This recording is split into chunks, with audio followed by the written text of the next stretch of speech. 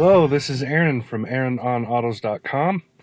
Today we're in a 2015 Toyota Camry Hybrid.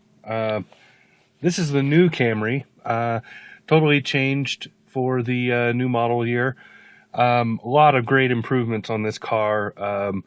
This is also the XE package. This is the first time that the Hybrid has been offered in a mid-level trim level.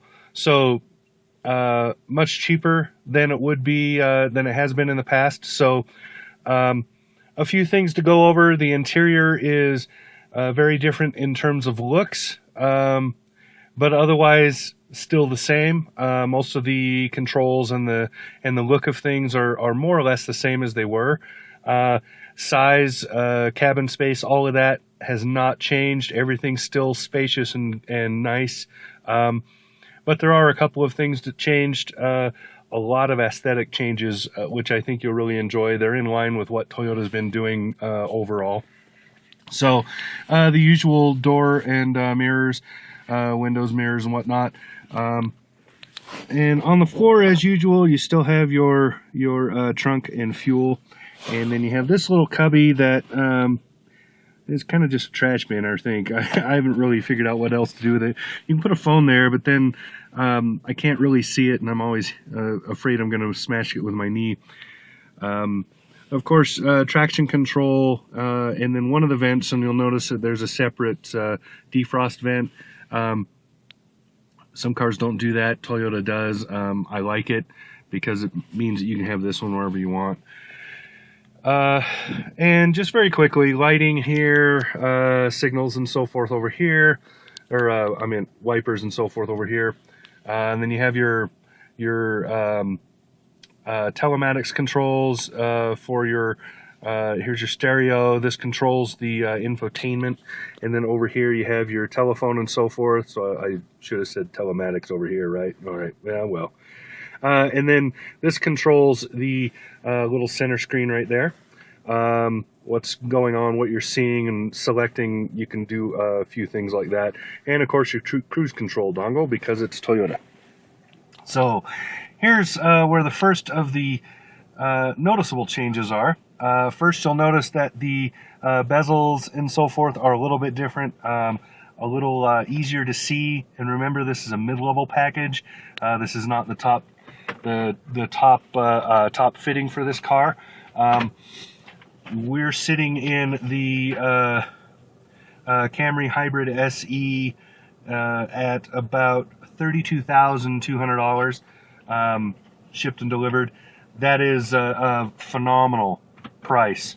I believe the best you could get the Camry Hybrid before this, I believe the best price you could get was somewhere in the $37,000 range. So that gives you kind of an idea what we're looking at. I have it on energy monitor. You can change that. There's a lot of information that goes on this screen.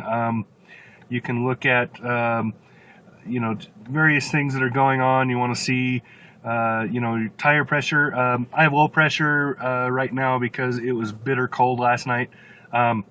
Just happens. So but this is nice because it shows you all the tires, so you can easily just put a hose on there and fill them up and see where you're at as you go. There are a couple of other things. You can see I have driven 230 miles in this car, and that's all the fuel I've used right there. I have not put anything in this car, so a little more than, what is that? Not even, I've got a little better than half a tank, so that's pretty good mileage. I haven't calculated it yet. I'll get around to that. But here's what it shows me. It says I got an average of 32.9. Considering our altitude and the fact that it was loaded most of the time with people, and also the highway speeds, which here are 80 miles per hour. These are pretty good numbers. So I just started the car. Here's the energy monitor, which is what I prefer to watch. I've been leaving it on this most of the time, so you can see the battery state and also where power's going.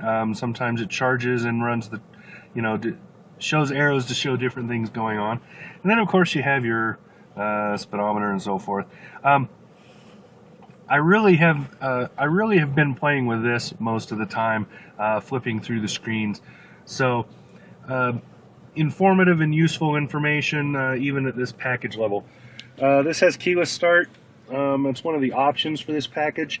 And then, of course, the infotainment. Toyota is slowly but surely improving this. It's a little easier to use now than it used to be.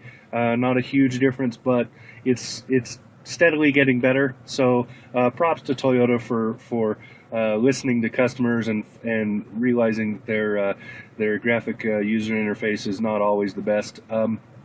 It's still a little bit hokey, but not nearly as bad as it used to be.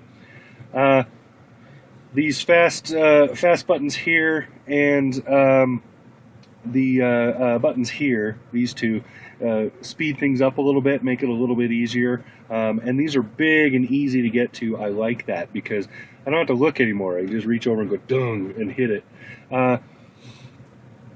Climate control is fairly straightforward. I probably should turn them off because it's probably making noise. Climate controls here. Easy to understand, nothing special. This has automated climate and also dual zone, left and right. There's also vents in the back on this car. Nice option. I would recommend that if you live where the weather gets really hot or really cold.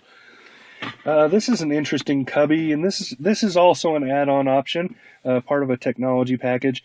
This is wireless charging for your phone, and then if you don't have that equipment, here's the plugs, but and then a 12 volt up here. You probably can't see it.